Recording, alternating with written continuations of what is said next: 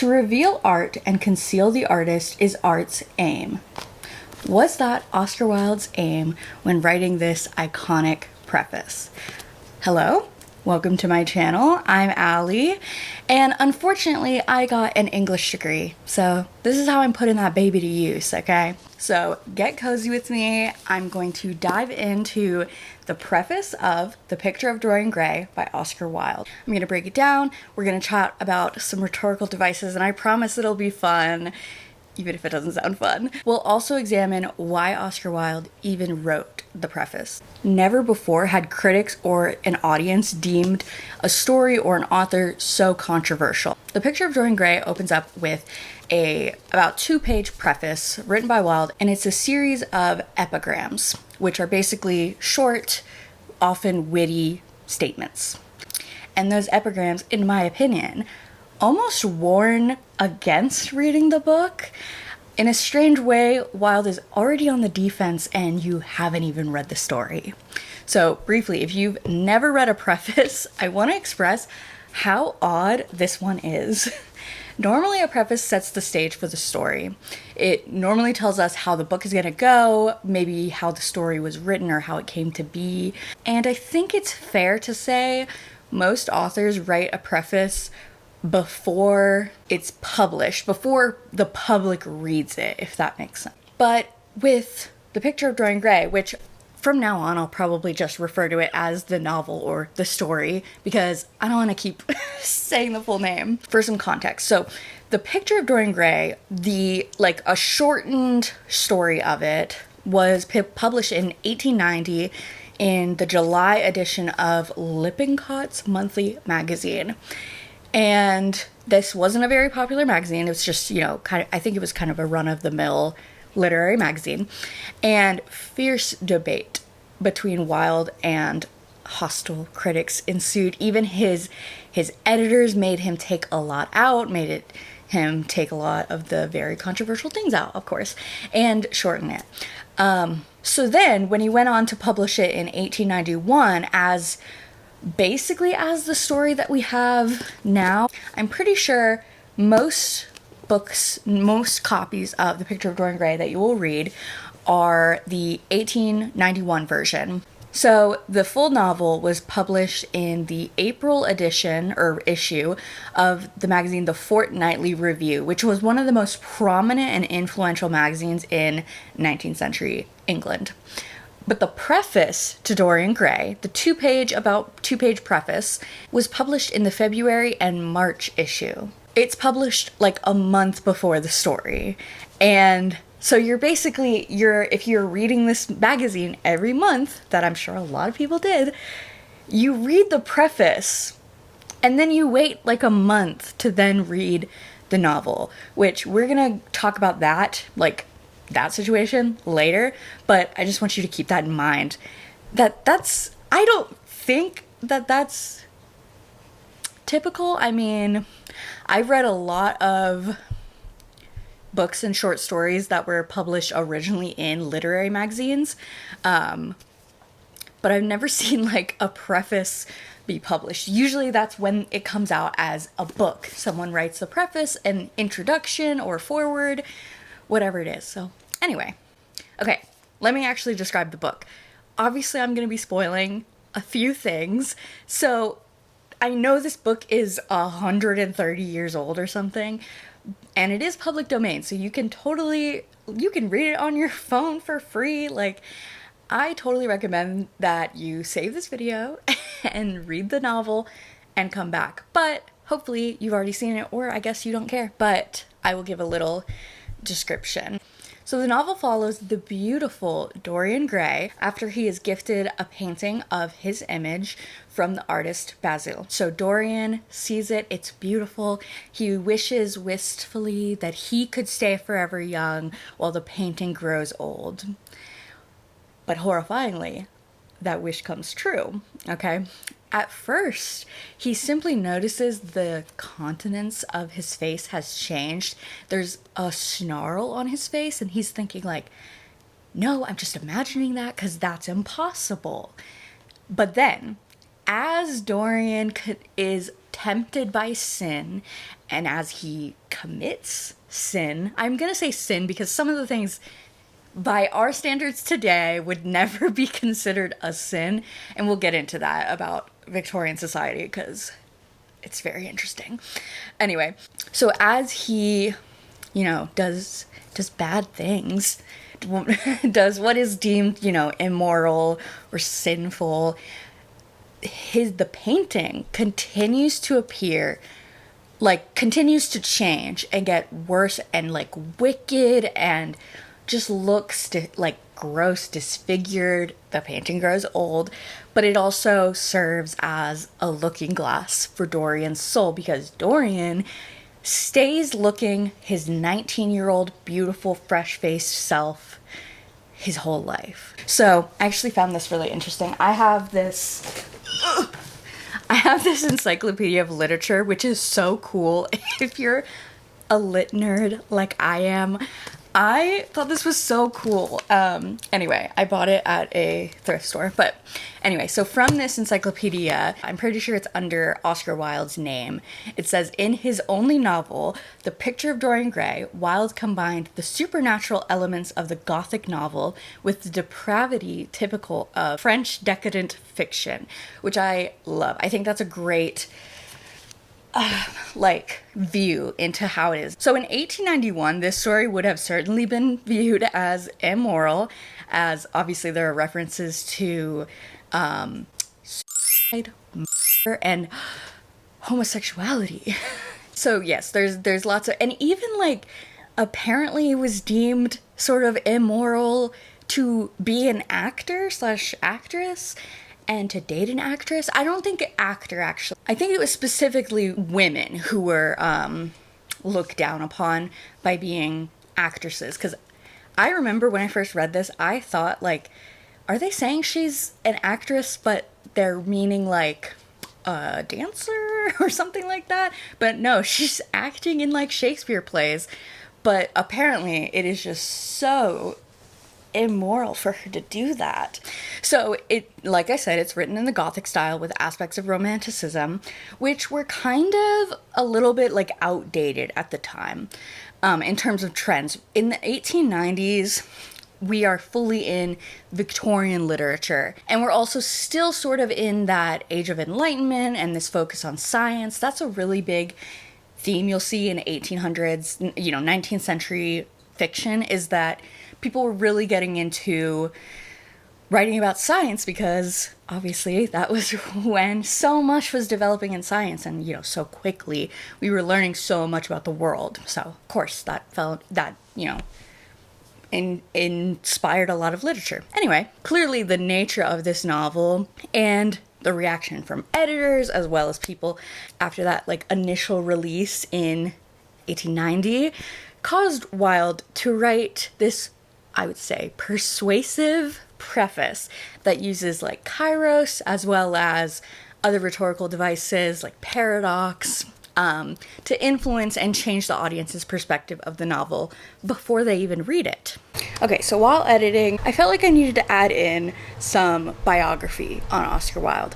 I kind of spoke about him in this video, my initial filming of this video, everyone knows him, which some people might not know who he is. So if you feel like you know enough about Oscar Wilde, you can totally skip to the next chapter in this video. But if you'd like a little biography on his career, I'm not going to be talking about his entire life, but on his career, just to get a better idea of what we're talking about, okay?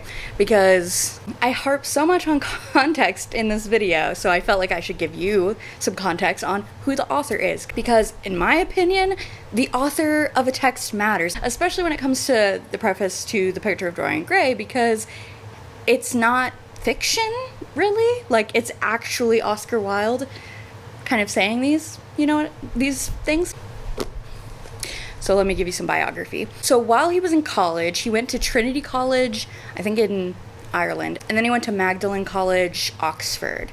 And so while in college, he already began to create a reputation for himself. I couldn't really tell if he had actually published poetry in college, but it doesn't really matter to me. So already in college, he was becoming well known for his role in the aesthetic and decadent movements. He also was just, I feel like, a character. From what I've read on, other people talking about him, it seems like he was a very, flamboyant, boisterous person who really stood out. I mean, he was 6'3", so he stood out in height, but also he wore his hair long, which at that time was obviously, with the Victorian era, and they had a chokehold on gender roles, and they did not want people stepping out of those roles. So having long hair was a bit of a statement as a man, even though he didn't have that long hair. When we see it,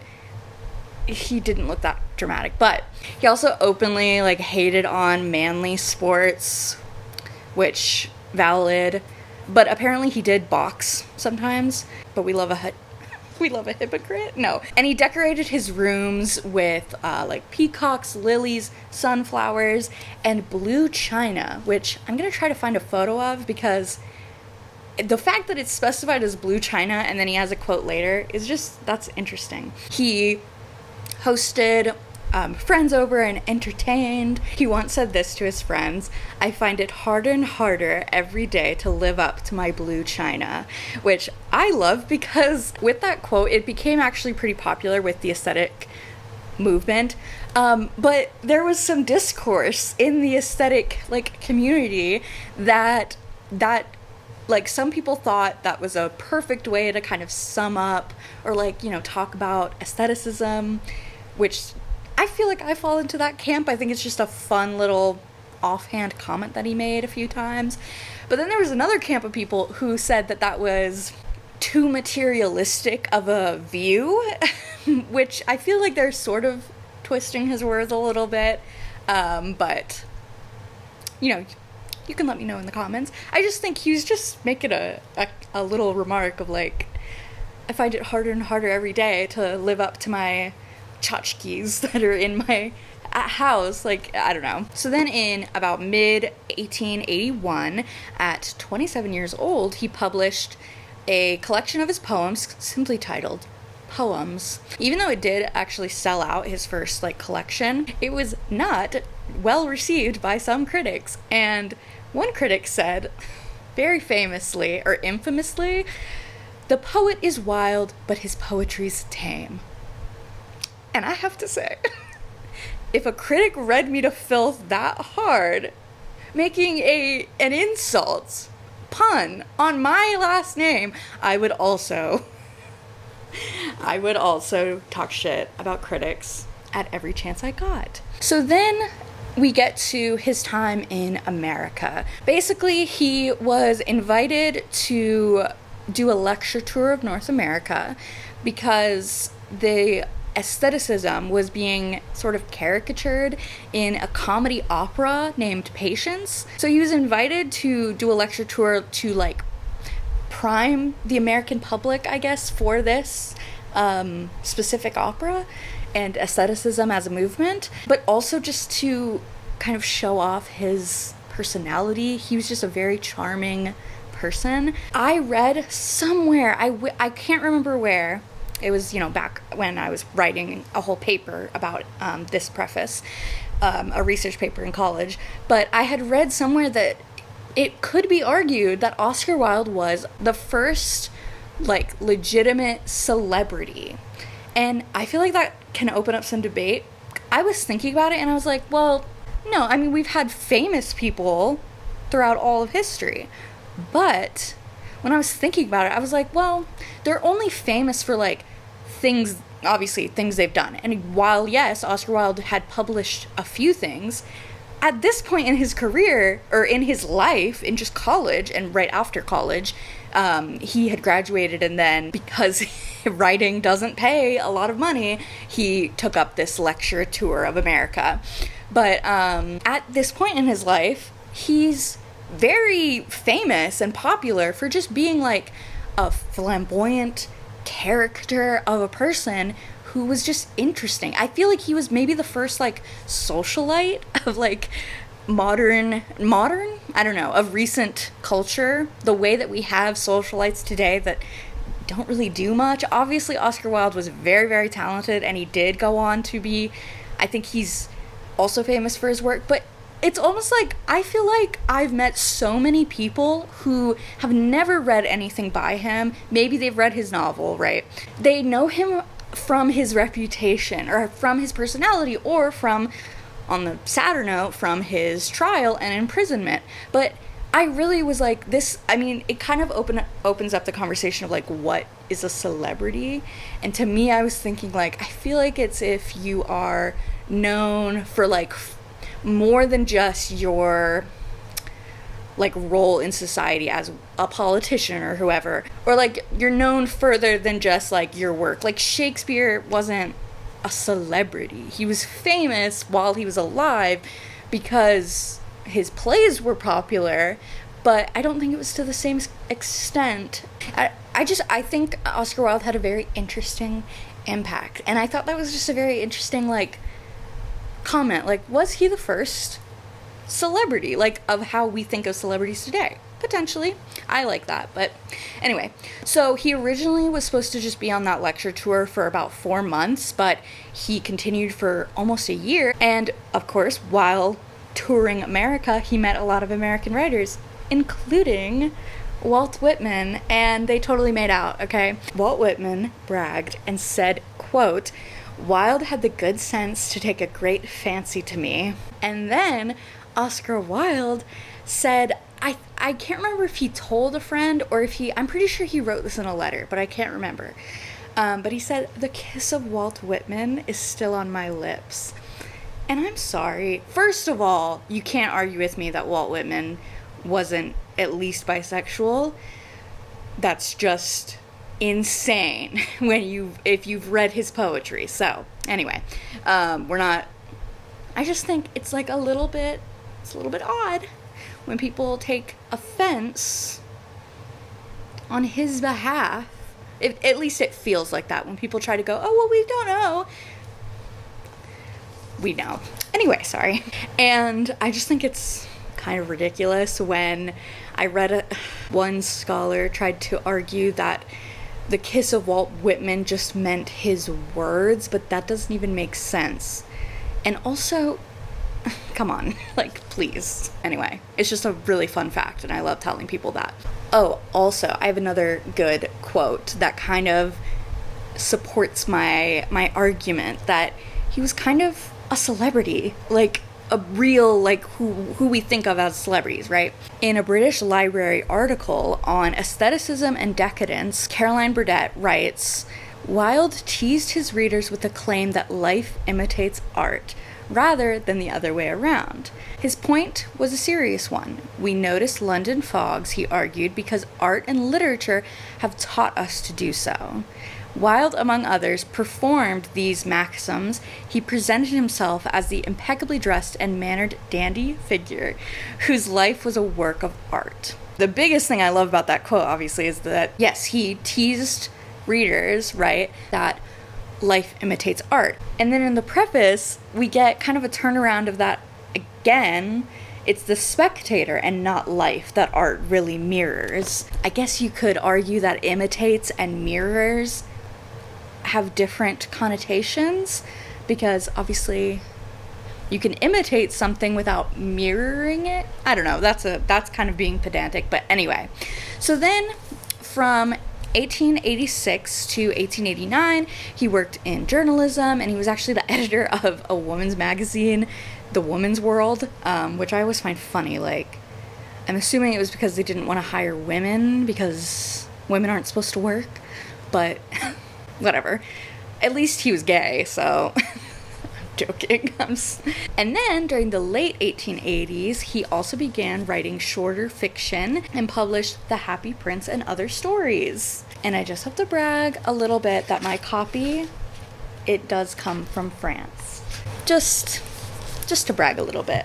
So then in 1890, The Picture of Dorian Gray is published in the July number of Lippincott's monthly magazine. Oh, and let me back up a little bit. Also, while he was in America, he did put on a play on, I think it was off-Broadway actually, and it bombed, it tanked. So then he went to writing fiction.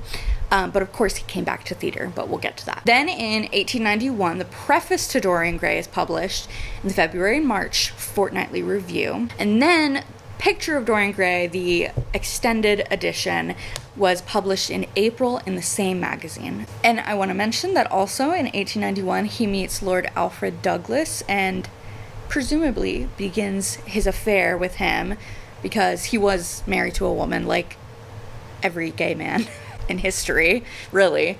So then he tried his hand at plays again, and I loved this quote that I found. Wilde, who had first set out to irritate Victorian society with his dress and talking points, then to outrage it with Dorian Gray, his novel of vice hidden beneath art, finally found a way to critique society on its own terms with his plays. So then in 1892, his first play, Lady Windermere's Fan, came out, and all of his plays are comedic.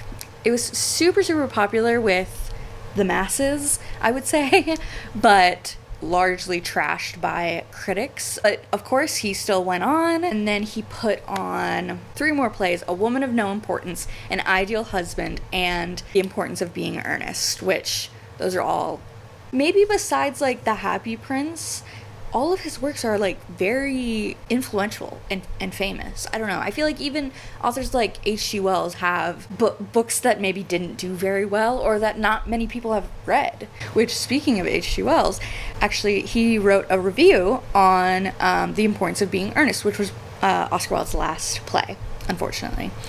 But it was his most successful play, and it crystallized his fame into this solid, like, artistic reputation. In a review of the play, The Importance of Being Earnest, in the Pall Mall Gazette, H.G. Wells wrote, "More humorous dealing with theatrical conventions it would be difficult to imagine. Mr. Oscar Wilde has decorated humor that is Gilbertian with innumerable spangles of that wit that is all his own," which I love because he has a quote that says, "Nothing except my wit and genius." Wait, what is it?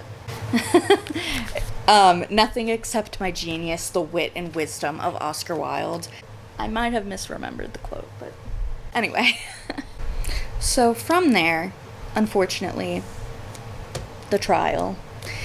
It's 1895, and just 15 weeks after the opening of The Importance of Being Earnest, he is put on trial. So in February, Wilde finds a card from, remember, Lord Alfred Douglas, his father, who was the Marquis of Queensberry. I know you're supposed to pronounce it Marquez in English, but that sounds terrible. So I'm gonna say just Marquis in French because it sounds better. So Wilde finds a card from Douglas's father, the Marquis of Queensberry, accusing him of posing as a sodomite. And then there are accounts that the Marquis of Queensberry went to Oscar Wilde and said, like, "I don't have proof, but I know what you are." But no, he said, like, "I don't have proof, but you dress like it, you act like it, you speak like it, so if I ever see you with my son in a restaurant ever again, like, I'm gonna, kill you, probably."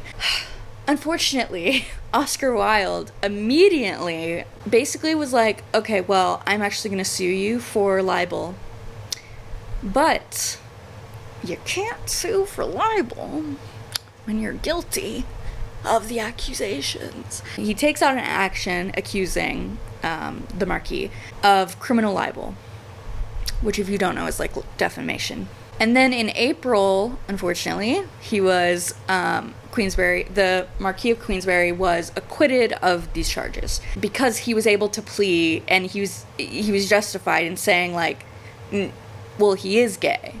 Look at him. No, I'm kidding. They brought up passages from the Picture of Dorian Gray and the letters that Oscar Wilde and Alfred Douglas exchanged, which were It's pretty damning proof. He was immediately arrested after ignoring friends' advice to flee the country. Friends like Sir Arthur Conan Doyle. He was friends with, also his childhood best friend married Bram Stoker. Like, I don't know how, but all these Victorian writers, like, knew each other. Anyway, so he was besties with Arthur Conan Doyle, and there is actually a reference to Oscar Wilde's trial. It's very covert. I don't know what's... Actually, how many times am I gonna turn around and grab a book from my shelf? So what I'm looking for is... it was rumored that a lot of gay people and also allies during Oscar Wilde's trial, they left London. I know it's in a specific story. I'm not really going to search it, but there is a story that came out around the same time or after Oscar Wilde's trial, where Holmes and Watson leave London. And if you've ever read Sherlock Holmes, all the cases are in London. People kind of think it was a reference to gay people and allies leaving London out of, like, sadness. Anyway, in May of 1895, Wilde is sentenced to 2 years imprisonment with hard labor for acts of gross indecency with another man. During his time in prison, he does write The Ballad of Reading Gaol under a pseudonym, but it is his last published work.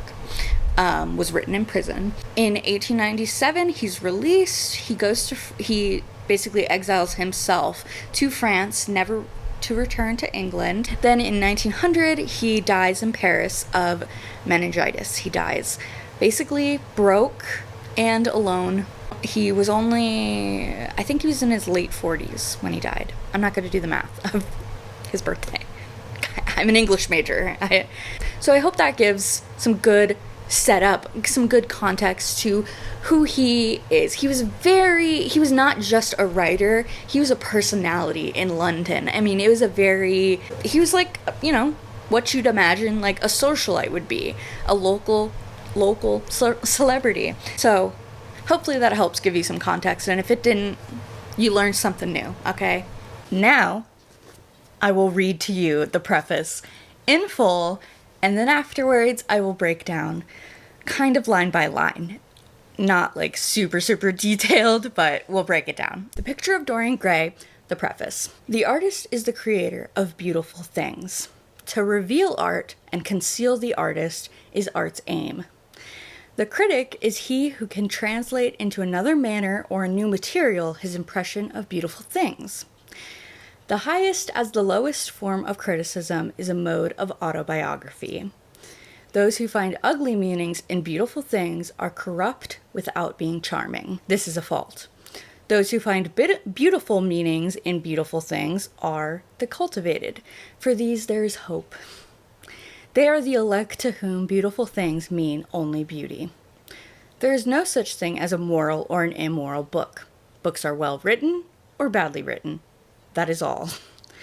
The 19th century dislike of realism is the rage of Caliban seeing his own face in a glass. The 19th century dislike of romanticism is the rage of Caliban not seeing his own face in a glass. The moral life of man forms part of the subject matter of the artist, but the morality of art consists in the perfect use of an imperfect medium. No artist desires to prove anything. Even things that are true can be proved. No artist has ethical sympathies. An ethical sympathy in an artist is an unpardonable mannerism of style. No artist is ever morbid. The artist can express everything. Thought and language are to the artist instruments of an art. Vice and virtue are to the artist materials for an art. From the point of view of form, the type of all the arts is the art of the musician. From the point of view of feeling, the actor's craft is the type. All art is at once surface and symbol. Those who go beneath the surface do so at their peril. Those who read the symbol do so at their peril. It is the spectator and not life that art really mirrors. Diversity of opinion about a work of art shows that the work is new, complex, and vital. When critics disagree, the artist is in accord with himself. We can forgive a man for making a useful thing as long as he does not admire it.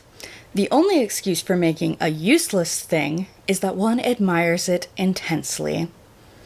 All art is quite useless. Oscar Wilde. So let me set up some general context again, and then we'll break down the lines. Just like the novel is a cautionary tale against vanity as well as being like immoral or sinning, whatever that may mean, I think the preface also serves as a cautionary tale against reading the novel in a way, which is so interesting because what like sensible author would try and convince a reader that they shouldn't look into symbolism or to state that art is useless? That's really the biggest line that I see people discuss, and we will discuss that because I have some thoughts, okay? So I'm sure, I think we can all agree that this preface would most likely confuses most modern day readers, especially if you don't have any of that context. Unfortunately, when I read this book for the very first time, I had a copy that did not have the preface, so I just went into the book. So then it was only until about a year later when I bought a new copy and read this preface, and it was so intriguing, and I ended up writing a whole paper about it. It just really made me think, like, man, I wonder how that first reading would have gone if I had read that preface. I don't think I would have, I don't know how much it would have affected me, because I feel like I would have been like, okay, whatever. So, speaking of confusing, okay, let's break down some of the epigrams. Most of them, actually.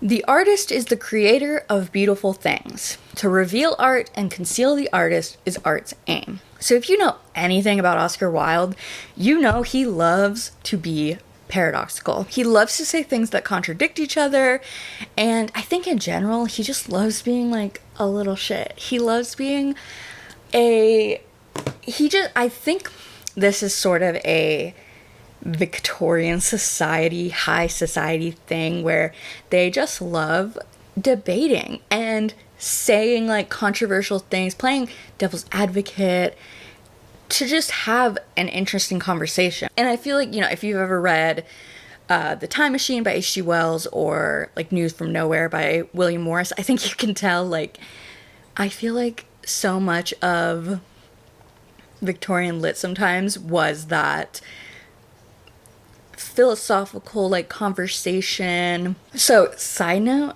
I have to share this excerpt from his essay The Truth of Masks, where Wilde basically just says that he disagrees with himself sometimes, which I think is that Victorian high society like trend / affinity to play like devil's advocate just to have that philosophical like conversation. So this is the quote, sorry.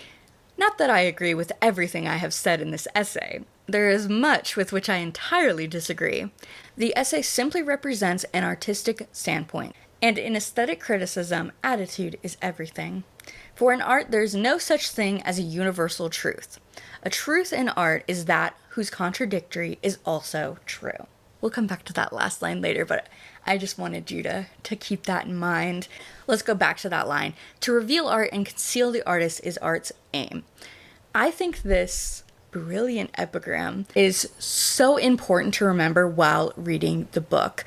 I think, in a way, he's saying that any artist's goal is to share art, of course, share their art, but be able to hide behind it as well. And that is something that I've heard so many fiction writers talk about. I write fiction, and that's something I definitely do. But I've had so many professors as well talk about in creative writing classes that sometimes saying your story is fiction can be a mask. You can hide behind that mask of fiction. which I love because he that's the essay that I'm talking about is The Truth of Masks. Like, you very much as a fiction writer, I think a lot of fiction writers are writing like half truths or maybe completely like the truth. But once you say it's fiction, not a lot of people will assume that it's real because obviously you're presenting it as fiction. And I read something actually that Wilde is, I would say there's three main characters in the book. There's Basil, the artist, and then Dorian Gray, of course, and then their friend, their mutual friend, or not mutual, but he becomes their mutual friend, anyway, is Lord Henry. And I read something that I think it might have been in the introduction to this or my other copy, where the person writing the introduction was basically arguing that Lord Henry is supposed to be a self-insert character of Oscar Wilde. I kind of think he's in all of the characters, but he's definitely in Basil as well. So I think for the novel, Wilde is kind of foreshadowing, in a way, the character Basil's conflict through the story. One of Basil's, the main conflict with his character is that he has this fear, this overwhelming fear that plagues him.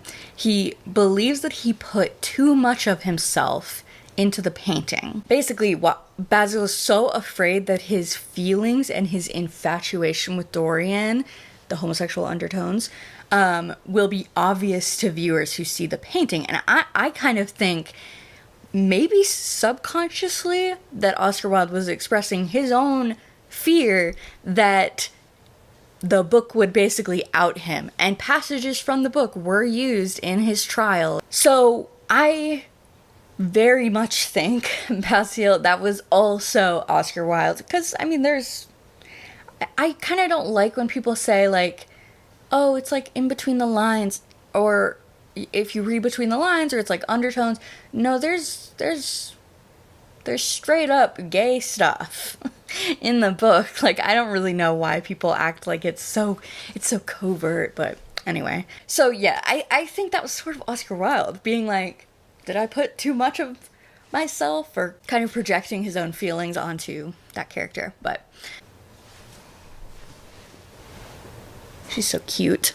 Okay, next chunk. The critic is he who can translate into another manner or a new material his impression of beautiful things. The highest as the lowest form of criticism is a mode of autobiography. Those who find ugly meanings in beautiful things are corrupt without being charming. This is a fault. Those who find beautiful meanings in beautiful things are the cultivated. For these there is hope. They are the elect to whom beautiful things mean only beauty. So here, he's clapping back at the critics, okay? This story was heavily criticized by critics, not just like the public being like, it's immoral. And personally, as a writer and an artist, I'm right there with him hating critics, okay? Like, literally, what are there? Okay, so the line, the highest as the lowest form of criticism is a mode of autobiography, is, in my opinion, Wilde saying the criticism reveals more about the author than it does about the piece they're critiquing. So this is his first, no you statement that I love. And I also want to bring up this quote from, I bought this vintage anthology on satire. It's a treasury, oh god. The book is A Treasury of Satire by Edgar Johnson. There's just a really great, which, by the way, also the section on Wilde, on Oscar Wilde, is the irresponsible satire of Oscar Wilde, which I just love. Anyway, this in this book is specifically about his play, The Importance of Being Earnest.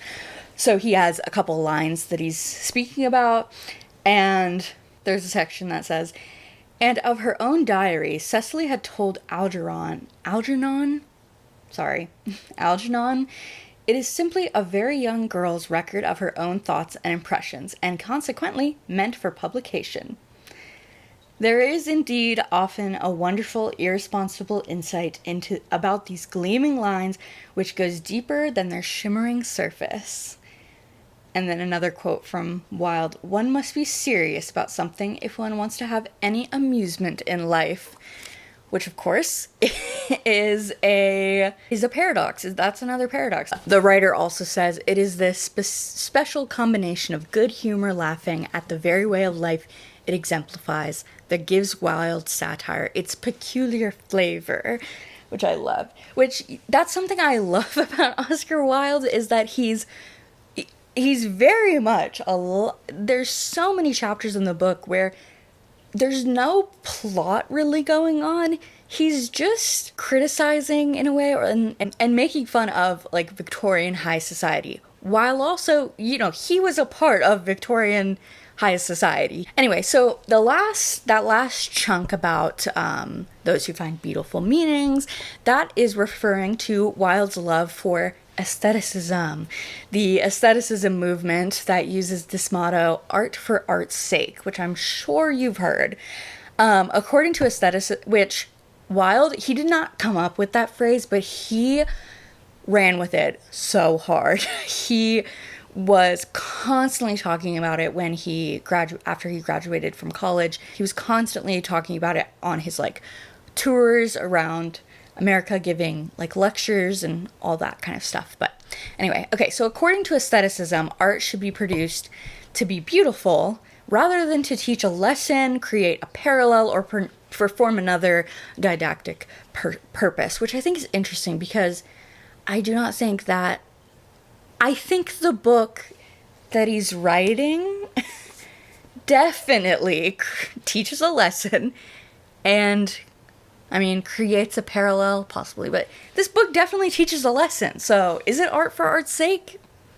I don't know. So yeah, I think that you get it. Aestheticism, art for art's sake.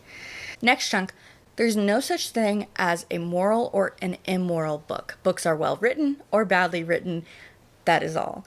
The 19th century dislike of realism is the rage of Caliban seeing his own face in a glass. The 19th century dislike of romanticism is the rage of Caliban not seeing his own face in a glass. Okay, this is where we need to do another deep dive. Okay, so let me tell you a little about Victorian society. Victorian society is so fascinating. Obviously, I'm not a history buff, like, actually. So, but for me, like, it's wild researching. But anyway, so the Victorian era, which was, of course, sort of the years in Queen Victoria's reign in England, but it kind of existed a little bit after she died. I believe the years, actually, I cannot remember. Why can't I remember the years?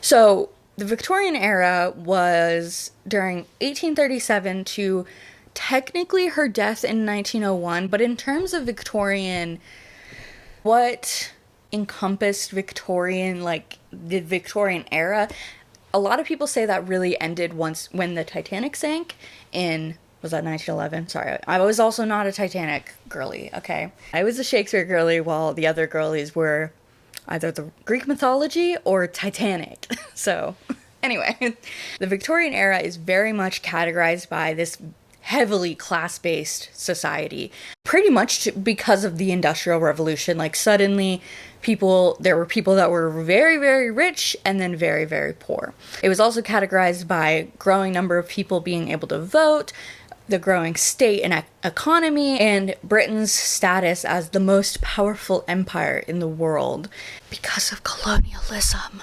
Anyway, so Victorian society was very much organized hierarchically. While race, religion, region, and occupation were all meaningful aspects of identity and status, the main organizing principle for Victorian society was gender and class. Victorian society valued a high standard of personal conduct across all sections of society. Also, fun fact, that the Victorian beauty standards were due to tuberculosis. So late Victorianism was from about 1880 onwards, had these new waves of like aestheticism and imperialism.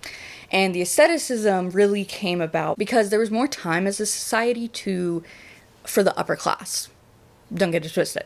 For the upper class, they kind of could just sit around. So of course, when you have so much leisure, you're able to consume art. So that's kind of where that art for art's sake came in, because all these rich people didn't have shit to do. Can you tell I hate these people? But really, what I love about Oscar Wilde is that he very much like satirizes and exposed the shallowness of this extremely privileged class of his time, because of course he was part of that class. But I think that makes perfect sense, because you can't make fun of people that you're not around constantly. But he did criticize them and pointed out that shallowness, I think. So now that I've explained like Victorian society, hopefully you have a good, grasp of what he's talking about. So let's break down Caliban and Romanticism, okay? Because realism, I think we all know what realism is, right? Okay. Anyway, so if you don't know, Caliban is a character from Shakespeare's The Tempest. Caliban is this part human, part monster character who is fully capable of like reasoning. He's got that human side. He can speak. He has full language, but he's physically deformed and ugly and immoral. And by immoral, I mean like he wants to essay a character. So that is true. That is truly not like, oh, he wants to be an actress. No, he was truly immoral. He's described in the dramatis personae for the play as a savage and deformed slave. Yet he's still a partly sympathetic character. At least we have a little sympathy. I think it's like the pity side. So we fear his rage, but we also pity like his deformity, and especially audiences then would pity him for his ugliness, outward ugliness. So again, I'm gonna bring back my encyclopedia of literature. It says that Caliban has been seen by some as Shakespeare's negative representation of the natural human. I'm putting quotes because what does that mean? And by others as an example of native peoples suffering under imperialist oppression. So possibly, I think what they're getting at is that Caliban could be seen as people that back then they thought were like less than, Caliban also pities himself. So I read a really great reading of this character from an anonymous post on the website english.stackexchange. I'm gonna be honest, I've never heard of this website. I don't know if it's like a big forum like website, and I don't know if maybe it's not anonymous. I just couldn't find who wrote it. But anyway, so someone, I'm basically reading someone else's analysis, but I don't know who to credit. So it's at least a possible reading that what makes Caliban angry is not Prospero, who is basically his master, is not Prospero's treatment of him, but his awareness of his own base nature. He's described as being to a man as man is to an angel. So in essence, he's what man is when man compares himself to angels or to any other ideal of what a man can be. Obviously, angels would be like the most unattainable form for a man, right? Or human. So he is what we do not like about ourselves when we examine ourselves. So he does not like what that examination shows. So the 19th century of realism is the rage of Caliban seeing his own face in a glass.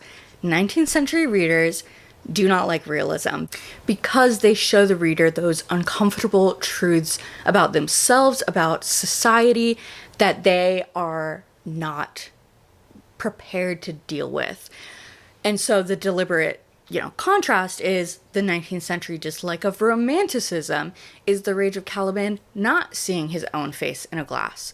So romanticism was a literary, artistic, and philosophical movement. It's not the same as the romantic literature, or I guess romantic poetry and lyrical poetry of like the Middle Ages, if I'm remembering correctly. So Romanticism originated in Europe in the 18th century as a reaction to the Enlightenment era, as well as neoclassicism classicism, with their stress being on reason, order, balance, harmony, rationality, and intellect. And the Enlightenment era, it really came about because of this like boom of, you know, scientific like discovery, like Charles Darwin, things like that, where we were finding out way more about the universe, about the history of our world. So Romanticism emphasized the individual, the subjective, the irrational, the imaginative, the personal, the spontaneous, emotional, visionary, and the transcendental, right? Okay, so what Wilde is essentially saying here is, just as readers cannot handle what shows them true reality, they also can't handle what completely does not show them reality. Of course, there has been, continues to be, will always be debate about what extent art should reflect life. I think we can see that a lot in even today's like media. So many people have this opinion of like, if a movie's too slow or like takes their time showing what this person's real life is, or if you get a ending that doesn't, like my favorite movie, I'm trying not to go on a whole tangent, but my favorite film of all time is Moonlight by Barry Jenkins. And that movie has a unsatisfying ending because it's, the tagline of the film is the story of a lifetime, okay? And it's showing you chunks from his childhood, teenage, and then adult life. And his life didn't end at the end of the movie. So, of course, there's not going to be this concrete ending. I think it's beautiful because, again, it tells you, like, this isn't the end of his story. This is just the end of the film. But his life will go on. And you can fill in the blanks in your head whichever way you want. And I like that. I like that realism. I love films like, again, one of my other favorite films is Jeanne Dielman, which is legit the like 3 hours of a woman buying groceries, cooking food, cleaning her home, taking a bath. Like, it's talking to her son. It's so uneventful. Obviously, that is more experimental film, but I love that kind of stuff because I loved just, you know, this real life. But a lot of people go, well, that's boring. Because, yeah, real life is boring. It kind of makes me think of people's, like, day in my life videos or, like, TikToks, where they're only showing you these snapshots, but when you watch it, you kind of think, like, man, they have so much going on, but that could just be the busiest day of their week. And the rest of the week, you know, they just planned all their errands or all the fun things into that day. But yeah, most people, we don't have like a million things to do every single day or a million like fun activities to do every day. But we, as like a general society, we want things to be interesting. And sometimes for things to be interesting, it's got to be a little bit unrealistic, a little bit romanticized, if you will. So here, I think Wilde is being, you know, disdainful of both sides and saying that the artist who reflects life will be rejected for doing so, like with, you know, how I said like Chantal Ackerman or Barry Jenkins, and then the artist who doesn't reflect life will be rejected for not doing so. Like, think of like any TikTok star or lifestyle vlogger who has faked something for a video, or like I've seen so many people where they edit together what really looks like a few days in their life, but they make it seem like, oh, I did all of this in one day. And then obviously people get mad about that too, because they lie. So I think that's such an interesting conversation. So sorry about that long tangent. Anyway, okay, moving on. The next chunk, I don't think is really a mystery to most. I assume it's kind of self-explanatory. So the next lines read, "The moral life of man forms part of the subject matter of the artist, but the morality of art consists in the perfect use of an imperfect medium." So again, he's speaking on Victorian society, this time with their obsession of morality. Plus, morality is a huge aspect of the novel. The morality of the artist is going to impact the subject matter or art that they're creating, but then whether you can call the art itself immoral is determined by how good it is in what he's saying. But then whether you can call the art itself moral is determined by how good it is, in Wilde's opinion. So he's basically trying to say, just because the subject matter of the book could be immoral, it doesn't mean it's not a well-written book, right? The next line, no artist desires to prove anything. Even things that are true can be proved. So this one is interesting because of the way he's using even. I think this is perhaps like a response to the Age of Enlightenment. Again, just saying like art for art's sake. But he's using even right there in a really interesting way. Normally, obviously, we use even to express something like, you know, if someone says, I'll just use a random name, even Emma likes Shakespeare. What you're saying in that is that most people like Shakespeare, but you wouldn't expect Emma to like Shakespeare. So you're saying even Emma likes Shakespeare. You get what I mean. So he's saying other things besides true things can be proven, right?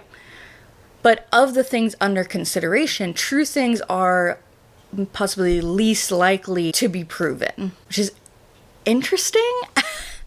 So this is like the opposite of what we would expect. We expect that, of course, true things can be proven, and it is like false things that need to be proven or need to be argued, right? Like normally.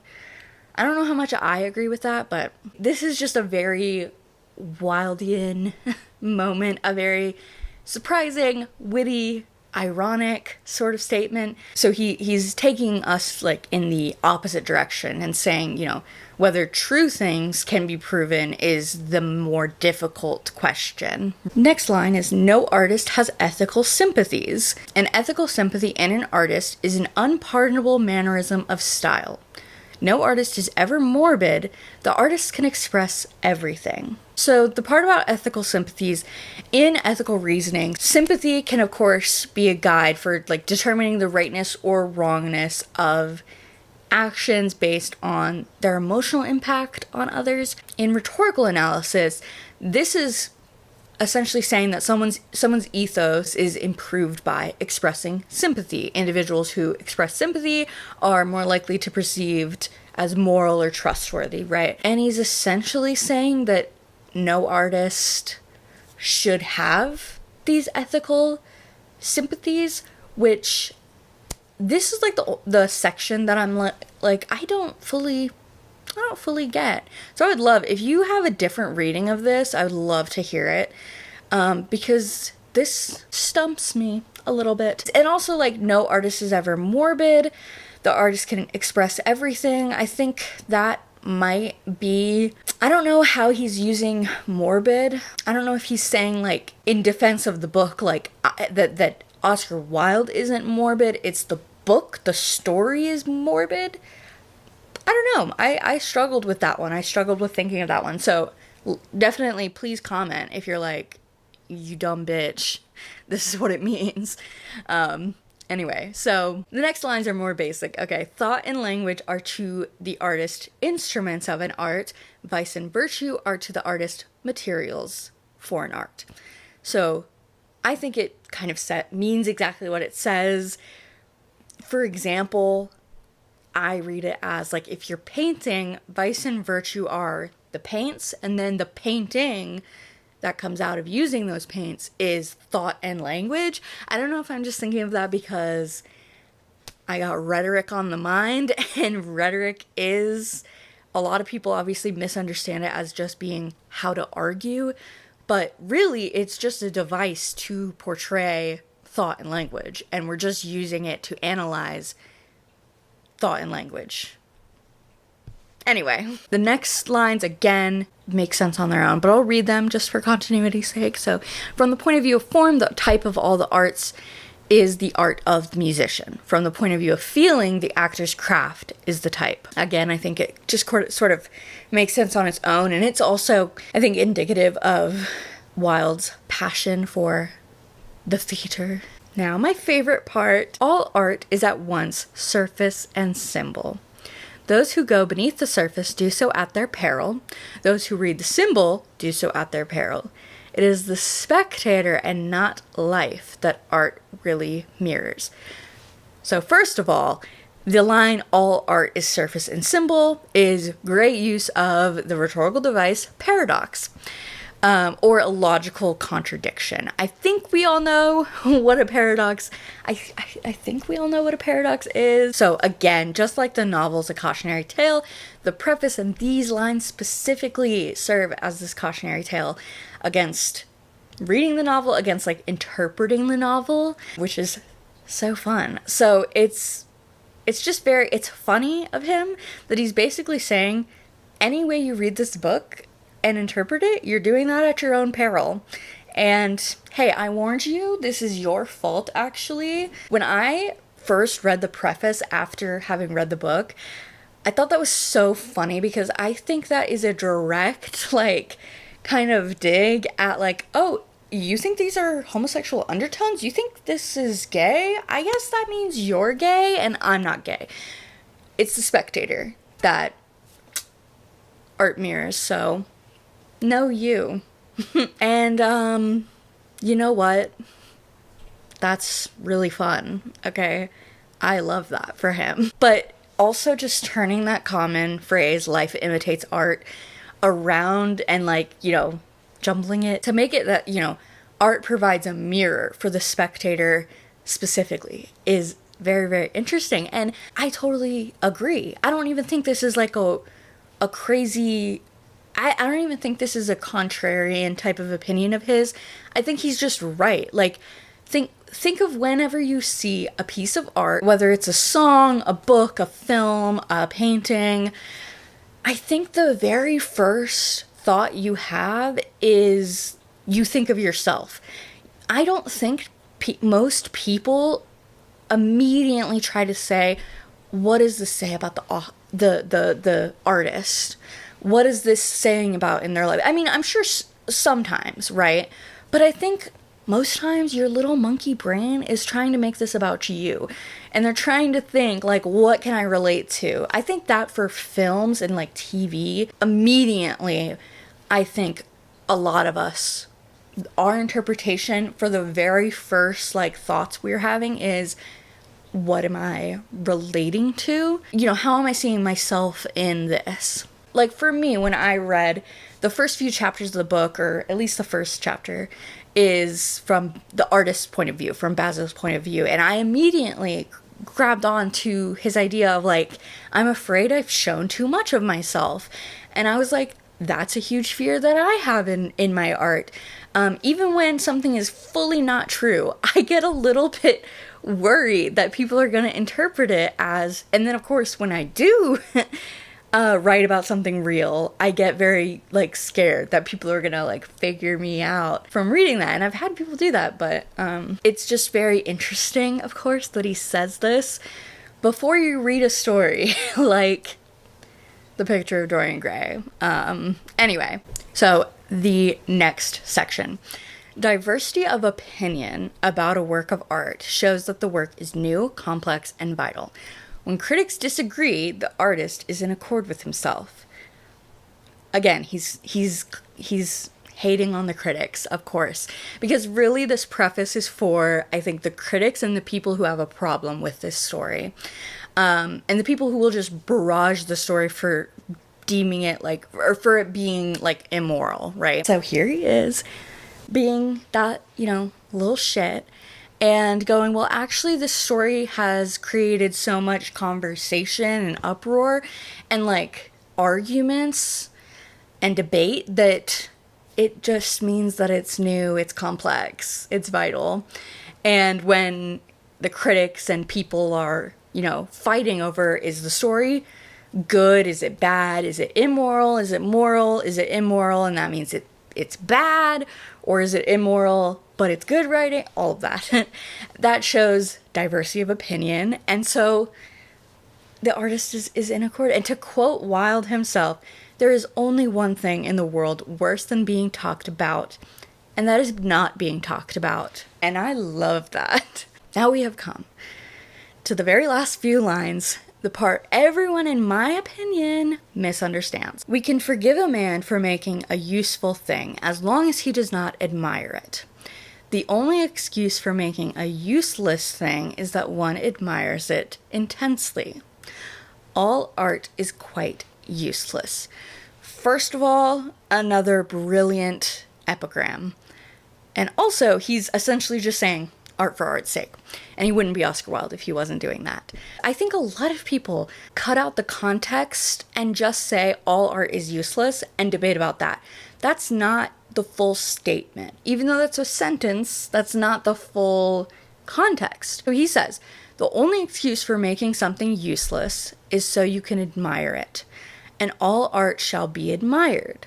Therefore, all art is useless. Above all, this is just a perfect example of Wilde's sense of humor and his wit. And I think you could also argue a little bit that he's using paradox. I think the paradox is sort of in the something useless should be admired. And that means art, which is admired, is useless. However, does admiring it count as using it? Does that constitute saying it's fulfilling a use? If something is there to be admired, is that not using it? What's his definition of use, right? I would say the artwork in my room, the paintings in my living room serve a function because they express my style. For me, they brighten up my space. They make it personable. It makes the room more enjoyable to, imagine living in a completely blank room with a white bed sheets, nothing else, and nothing on the walls. I know some of y'all are living like that, but you're not really living. But my biggest thing is that would be miserable, I think, to a lot of people. So is that a use? I'm using the art on my walls to make my mood better. Just like in The Sims. If it's useful in The Sims, then it's useful. Anyway, I just love that. I think that's sort of a paradox because you can't say something's useless if you also say you have to admire it. Because admiring it kind of fulfills a use. In my opinion, obviously if you disagree, I'd love to hear your side of the argument. Okay, I'm back. I feel like I need to explain rhetoric a tiny bit more because I think it took me till college to fully understand and love rhetoric. So if you went to high school in America, I'm gonna assume that you learned a little bit about rhetorical analysis. You learned about using ethos, logos, pathos, persuasion, that kind of thing. I'm pretty sure my high school AP Lit class, when we talked about rhetoric, we read Thank You for Arguing, which is a pretty good book, but like it says, it's just about using these techniques, the study of rhetoric and rhetorical analysis or rhetorical devices to argue and persuade and to make speeches and orating and all that junk. But I became super interested when I finally, when in college, my professors really opened my mind to think of rhetoric as so much deeper than just a speech trying to argue something, right? I will argue that rhetoric is everywhere. And I think the best way I can explain this is that rhetoric is the messaging, the how we get messages out, what devices we're using, whether conscious or subconsciously. So right now I'm speaking to you and that's my chosen device for delivering this, but I'm also delivering it via a video that's going to be edited and I'm going to edit out anything I don't like that I say. Kind of the difference between someone posting an apology on their Instagram story where it deletes after 24 hours versus writing out an apology maybe on their blog if they have a blog, but typically, or recording an apology video, however infamous they may be. There's different weight to that. People often kind of frown upon when people just post it as an Instagram story because the way that message is being delivered holds weight, even if it's subconscious. But normally that kind of decision is conscious. But I feel like you can get what I'm saying. But it's also about how we interpret those messages. So, like I just said, if you follow someone and they post an apology for something they did that was horrible, and they post an apology on a platform that deletes it in 24 hours so that nobody else will see this, as if they're trying to cover it up, we interpret that as shady and kind of scummy to do that. And why do we do that? We interpret it that way because of cultural norms and how society expects apologies to be given to the public. It would be like the difference between, Trump tweeting versus him getting in front of a camera at the White House and speaking, right? One, we're not going to take very seriously because we don't think of tweeting as a serious messaging forum. I'm going to really argue this point. It's the way that messages are interpreted as well as how they're delivered. And what I find so interesting is you don't really have any control over how a message is interpreted. Past what you can do your best to guide the person, which is persuasion. You can guide a person to what you want them to interpret. I hope this is making sense. But at the end of the day, everyone is going to interpret things slightly different. And I personally hate when people try to argue that, only it especially happens in English classes and, talks like, how do you interpret the preface of this book? And people try to argue like it has to be one way. He had to be only telling us this one message. And like, yeah, if Oscar Wilde was alive today, we could just ask him like, hey, what does this line mean?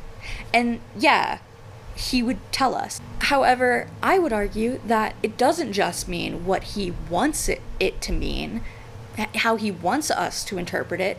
It's kind of like saying, I'm sorry you feel that way. Like, that's not how this works. Like, you can't tell someone how they've interpreted something is wrong. Unless, of course, there's no basis and there's no, like, logical thing going on. But you know what I mean.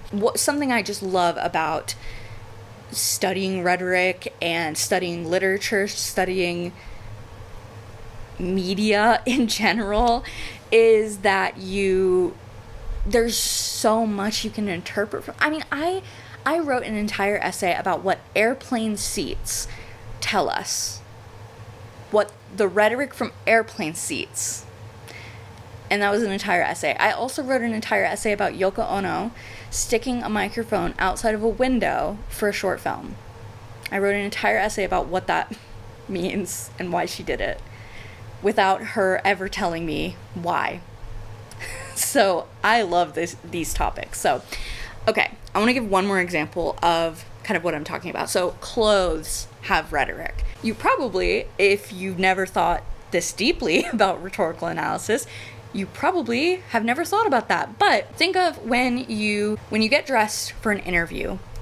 Consciously, you're going to dress nice because you know that nice clothes, something like a suit or a nice dress, nice slacks, whatever, you know that will be interpreted as professional, right? And so that's your message. Your message is, I want you to believe that I'm professional based on these clothes, even though that's not really proof. Like, that's not solid proof, but it's a part of the persuasion. You're persuading this person from the jump to think of you as professional. And subconsciously, I would argue that you're also trying to argue or persuade that you are smart and capable because you dress nice, because you're aware that you need to dress nice. And those are that's like the subtext, right? That maybe you don't even think that you're consciously doing, but that's what we do because in society, in our, American society, we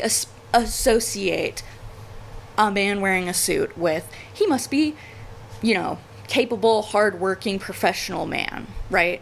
And he could be none of those things, but that's how we take that message just from a suit. even though society tells us we need to look nice for an interview, there's also overdressing. So there's just so many layers of how we interpret things. Clothes could make or break that job opportunity. And that is the power of rhetoric, okay? And you just can't control, like, you cannot control if someone else thinks, oh, you think you're better than me because you're wearing a suit right now? You can't control that because they've cultivated that belief over many years through culture, society, all those things affecting them and becoming that, you know, amalgamation of a person. So anyway, when I talk about rhetoric, that's just the tip of the iceberg of what I'm talking about. So when we're talking about the context of a situation, we can think of, you know, what is going on that would make these critics not like this book, right? And that matters because if we looked at this book completely from a 2025 view or perspective, it would be wildly different. It would be completely different from how critics, you know, took it in 1891. Obviously, if this book came out today, critics would not at all share the opinions of critics 130 years ago. And that is just all because of so many things that add up to rhetoric. And or should I say, you can interpret all of these things with rhetoric, and that's very fun for me. So I hope that made things more clear, and if it didn't, at least you learned something. Okay, so now I just want to talk a little bit about why this preface was written at all. And I think I've hit on it like a few times, of course, but I love to yap, so let's go on. So Kyrus is used so perfectly in this situation because he's not defending himself after you've read the story. He's preemptively giving this reader these claims so that when they read the book, those claims have already shifted your perspective. And again, I'm super bummed that I can't attest to how these claims would have impacted my first reading of this novel. I mean, I know that when I read it after the fact, it impacted the way I interpreted these lines, but I would love if someone remembers, you know, reading the preface and then reading the novel, like, did that impact how you looked into the symbol, how you looked at the surface of things, you know, how you took into account, like, is it immoral of a book or is it just talking about immoral things and situations? If you don't know what Kyrus is, it's a rhetorical device, meaning that one must find the best situation, taking time into consideration to act. It's basically about timing, right? Kairos for Aristotle, the time and space context in which the proof or argument will be delivered.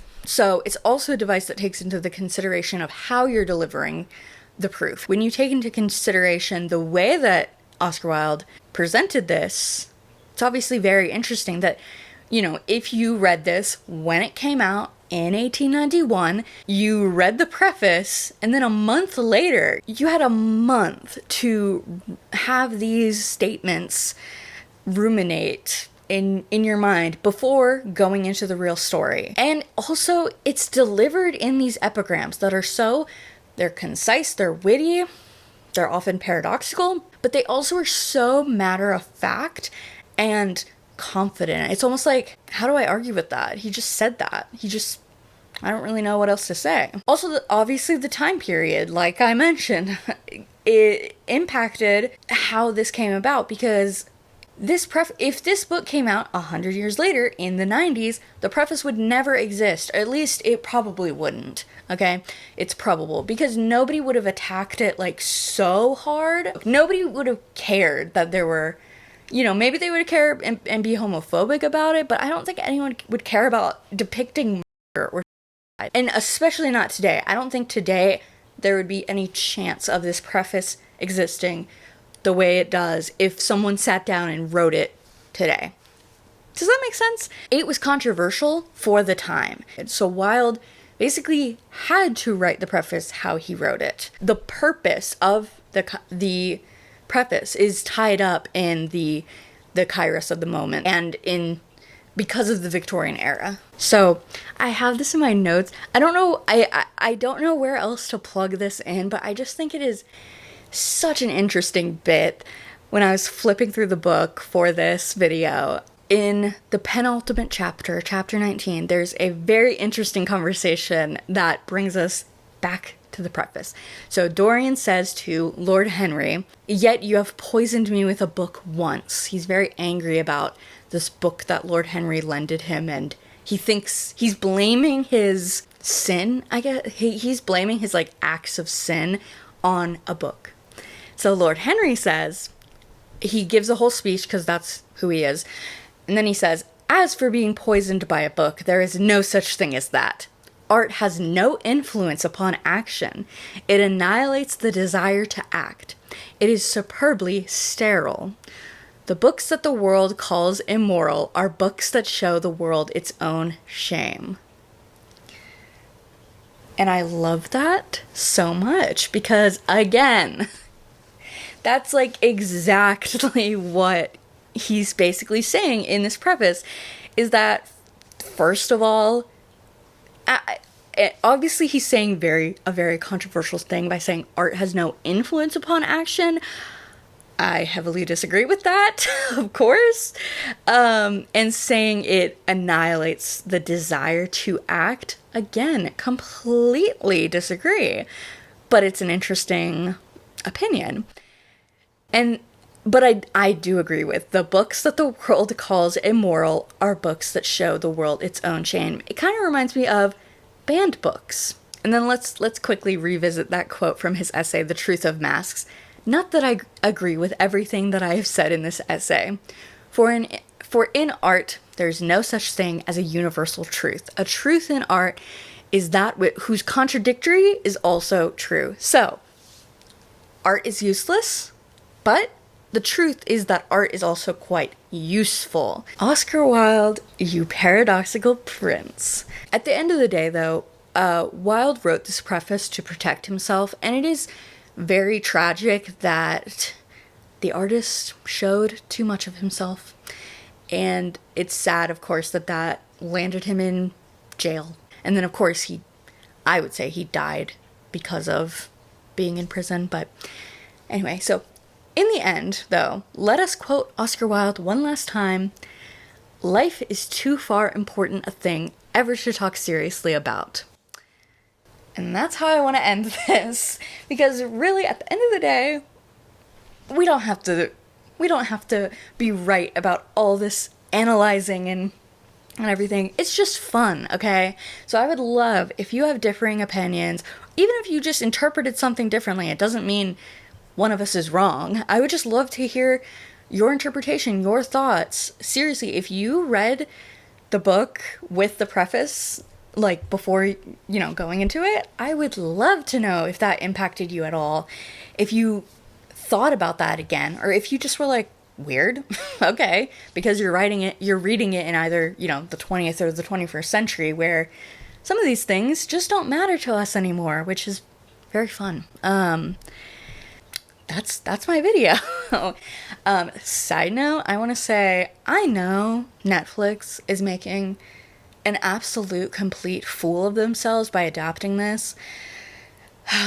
I'm still hoping it'll get, like, canceled or thrown out because it's so bad, but it will be a dumpster fire. So possibly, if you want me to talk about that in the future, whenever it comes out, I'll see if I can stomach it, because I don't know that I could, and I also don't want to support Netflix by watching it, but I have a lot of issues about that. Anyway, I also found out while researching for this that there is an uncensored version of this book that came out like 10 years ago. And for some reason, I didn't know about it.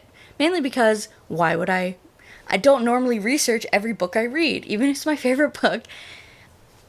I just didn't know. So, there is an uncensored version. So, I am definitely interested in getting that, reading it. So, if you'd like to see a video on that, let me know. Like, just, chatting about it. I plan to make lots of videos in the future, so if you liked this video at all, please like it and subscribe to this channel to see more of that in the future. Thank you, if you've gotten this far, thank you so much for watching, and I'd love to hear your thoughts. Thank you, and goodbye.